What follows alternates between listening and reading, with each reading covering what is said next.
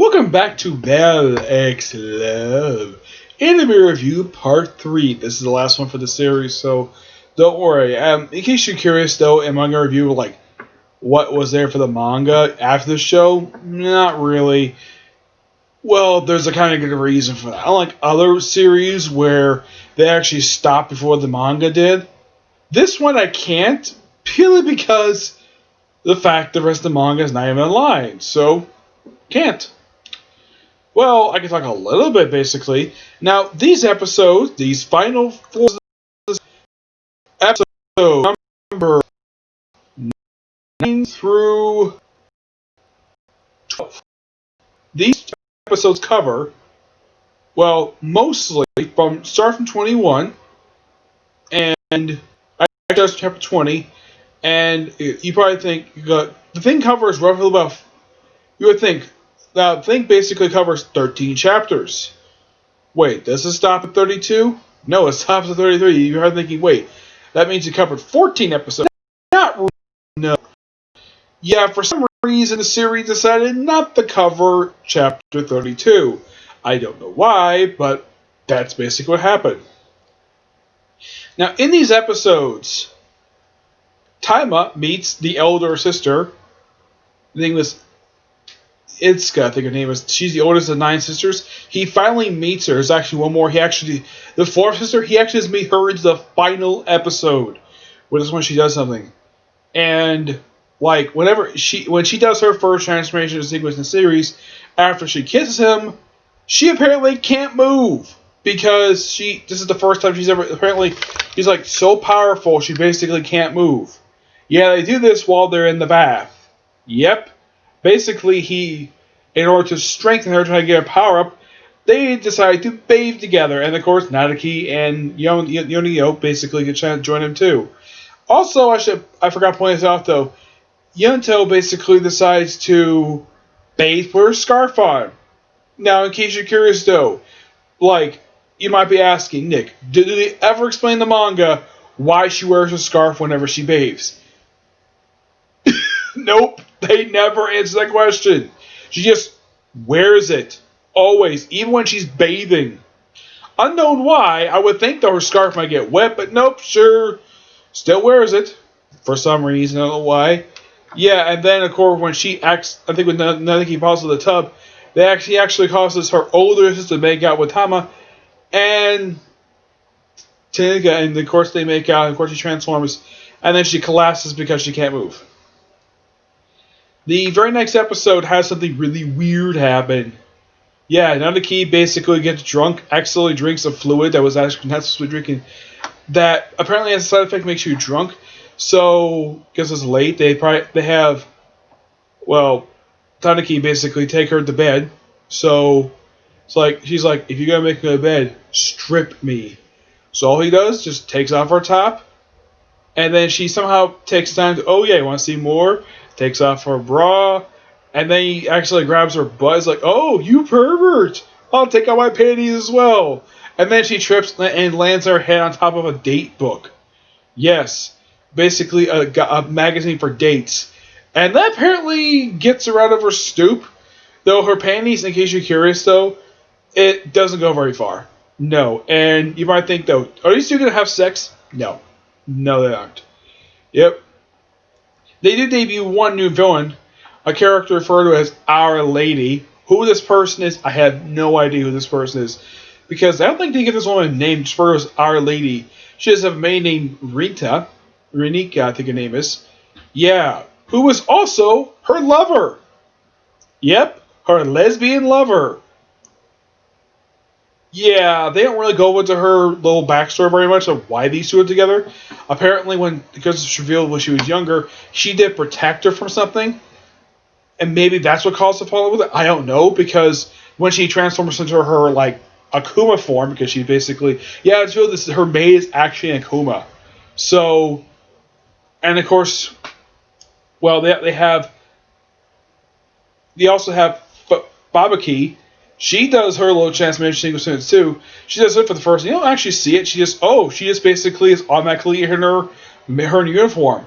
How they accomplish this is in the bath. Basically, she and Tanika had to strip completely naked. Now you're probably thinking, are they gonna have sex? No, they're not. They're just basically making out. She just, well, the whole, and they had to do this apparently for 5 minutes, making out completely naked. I'm like, wow, you lucky guy, make out with a beautiful woman like that. And she's like, oh, do you have a thing? He gets older women. He's like, no, I don't, which I think is quite hilarious. And of course, well, had this sort of minor subplot where the older sister can't accept him as a lover, so that's why she can't exactly power up. And then, like in the penciled episode, like, oh, let's have it where, like, okay, because they try to take him on when she's in her form, and of course, well, we had forgot what to. Of course, during the actual final battle, well, first they have her transform, take her on, but it doesn't really work very well. So then he basically gives her a power boost, just kiss her and grab her breast, like, oh, that's when. Like, Starry says there's a lover about to take her top off, and then, of course, they do this while she's in her regular form. And then later on, they try to attack her while they're doing this, and they get away to another park. And they continue this, and then she goes, oh yeah, except as a lover, so basically her level up by 4 levels. Because she starts out as level 1, and she actually goes up to level 5. Also, despite her being the oldest of all the sisters, she's actually shorter than her second oldest sister. Then the sister is actually considered to be the second oldest. Yeah, she is short, really short, and she gets along so well with her sisters. I like the fact they write her that way, like, oh, my little sisters. She's very protective of them, and the fact that she basically is always happy to see them. Which, that's actually a positive thing. Heck, even the opening titles thing, which shows that despite the fact she's the oldest of all 9 sisters, she's also one of the more shorter ones. The only one she's actually taller than is her younger sister. She's the same height as the second youngest, but she's taller than the youngest. And like, oh, this is my little sister. This tall woman is my little sister.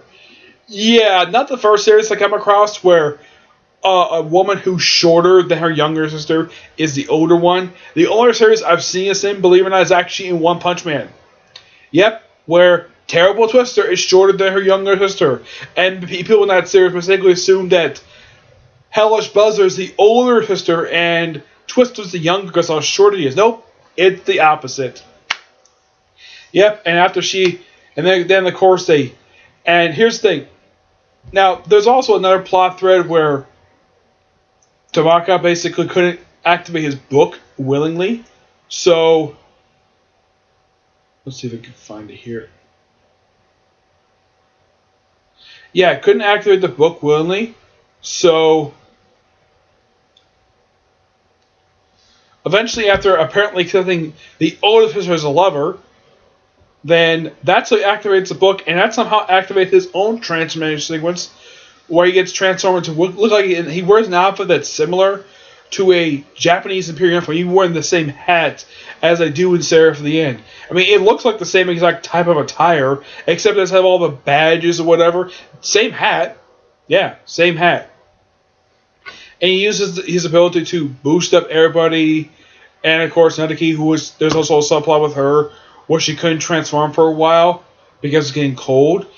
In case you're curious still, do they bother to explain what the heck is up with the cold? No, the series never got to that because the series ended prior to explaining that. Also, the villain is actually a Norn. Not like Norn. You mean a Norn Stone? No, they're apparently malevolent gods and the main gods for the Asgardian gods, which I'm like, okay. Now I'm thinking, no, this is Japan. They don't have those type of gods. That's Norway. And in case you're curious, though, in these episodes, do they bother to explain why the main character is chosen to be the lover for these sisters? The Eldra, I think as they call it. Nope, they never explain it because they never get to that at all because there isn't a prior to explaining that. Yep. So after they defeat, of course, one of the other siblings, decides to take the special stones, the Edgersol eggs. Well, one of them, anyways, and they were taken, but series ended before we go after them. Yep. So Misa is basically injured, but she couldn't exactly recover her soul. So, like her body's healing, but her soul's not there. So Teddy decides to go inside of her, not sexually. No, go inside her. Basically, mindscape the retriever. And by the way, she's completely naked. And he apparently has got no problem with this at all. The fact she's naked. So he basically carries it first bridal style and then piggyback style. Yeah, somehow he decided to switch. Don't know why. He just did. Probably easy for him to run that way. And they manage to get to the exit, and of course they get out. Of course she's healed, and that's when he meets the fourth sister finally, Shono, who was seen in these 2 episodes. Like she finally does something after briefly appearing back in episode 4. You see her without a helmet on, and she is naked. Yeah, she's naked. Apparently, being naked is the only way to activate her power for some reason. Yeah, they don't really explain why. Just she also was born with a very frail body. That's why she's kept in the storage shed. And of course, Tobaki asked the obvious question: why have we met To now? He heard her voice before, but he never actually saw her. I mean, I'm sure he suspected somebody was in the storage shed, but he never saw her at all. Nope. But it's like you finish a series and you have like a whole bunch of questions need to be asked because for some reason the series said the end of 12 episodes and never bothered to answer any questions.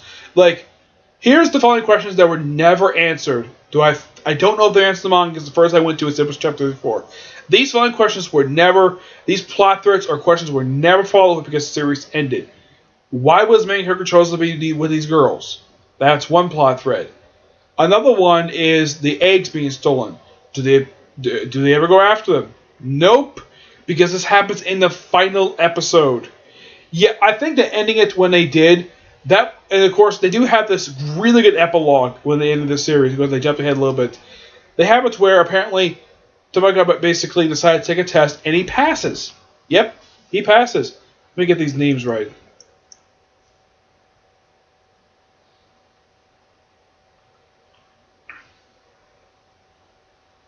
Because I want to basically be accused that, oh, I'm saying the names wrong.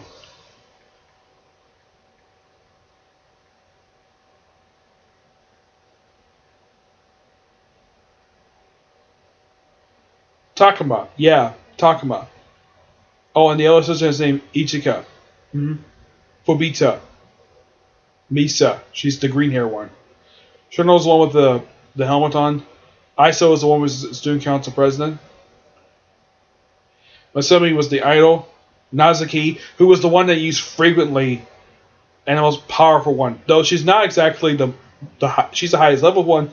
She's not the strongest one. Shono is. Kari is the younger one, and Yakamoto is the youngest. Yeah, there's a thing with her with her sound.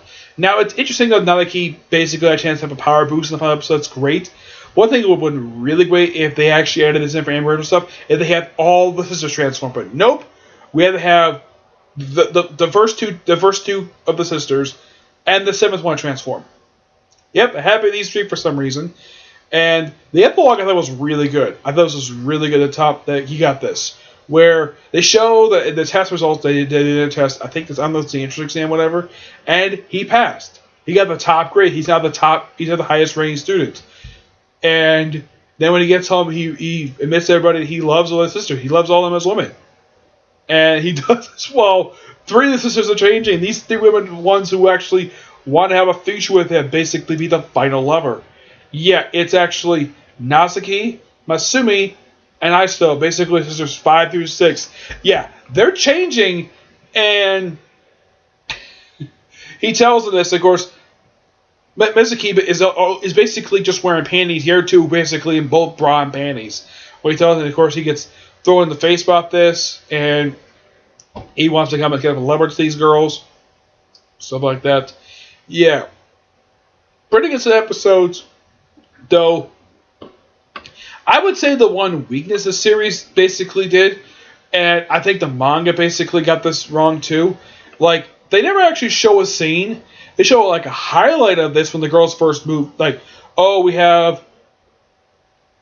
I'm trying to do this. We have these ladies here. We have Fubita, and Kari, who is basically the inventor, where they basically are just bowing before her, begging him to have them live with him, and somehow they move. Of course, the other flashback in the show is that he talks to Odin. Odin does briefly appear in the series for like some flashbacks. You don't fully see his face for some reason, and from what I can tell Wikipedia, they never confirm who actually voices the man. Like, we hear his voice, we see him, don't see his face, and we don't know who voices him. I'm like, really? You show Odin, and I don't mind this look. It looks like Odin from what I can tell what he looks like. He looks like a younger Odin. He's not the one with the one the Marvel comics tend to use, where he's this big beard-gutted guy with a big beard and an eye patch. That's the usual depiction of Odin. Usually, also he's usually an old man, where he's basically been the ruler of Asgard for over 1,000 years. Yeah, that's the usual depiction. That's what Marvel comics depict. High School DxD, their one has the old man, but he's short, and he's a pervert. That's the way they depicted Odin. This series picked him as young, looks like he's clean shaven. The one High School DxD actually had a beard. He looks like a wizard. And he's a very loving father.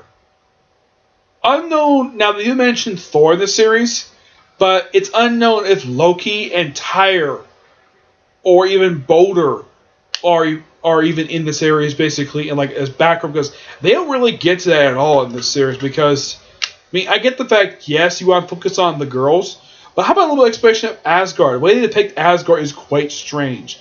Like, they show briefly the castle or main castle of Asgard. Maybe it's what the writer thinks Asgard looks like. I mean, many people probably have their own depiction with like in their heads of what Asgard from Norse mythology actually looks like. I mentioned something about Valhalla. The whole thing about Valkyrie's power, where they're powered by love, I think that's true, but I've never actually read Norse mythology. The other thing, I've heard that title in for one of their series. What it is? It's possible it could be the Valkyrie's lover. I have no idea, because some kind of news, because Norse mythology, I don't know much about it. Like Greek mythology, I know a little bit about more of that than I do the other mythology. But in the case of the series overall, for 2 episodes, they did a pretty good job.